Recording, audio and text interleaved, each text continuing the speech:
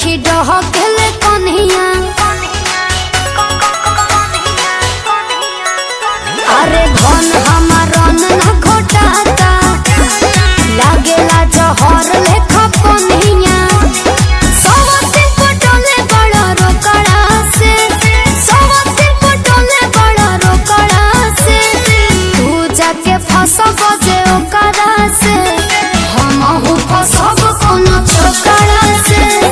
तू जाके फंसब जे ओकरा से, हमहू फंसब कोनो छोकरा से।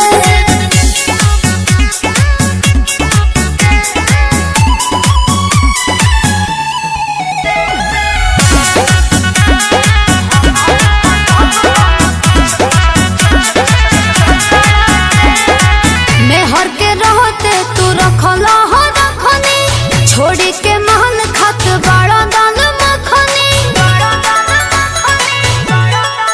तो जाके चाहे लो मुर्गा के बोटी, तारा भावे न घरवा के रोटी। भइल जात बड़ा चाकर चोकरा से, भइल जात बड़ा चाकर चोकरा से।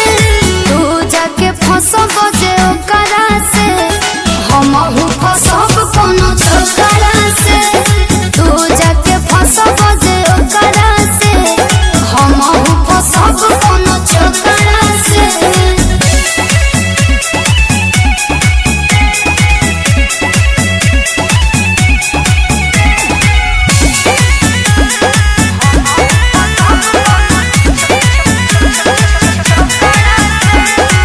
ओही के पीछे भइल बड़ा पगला, ए राजा तोहरा से लेबू हम बदला।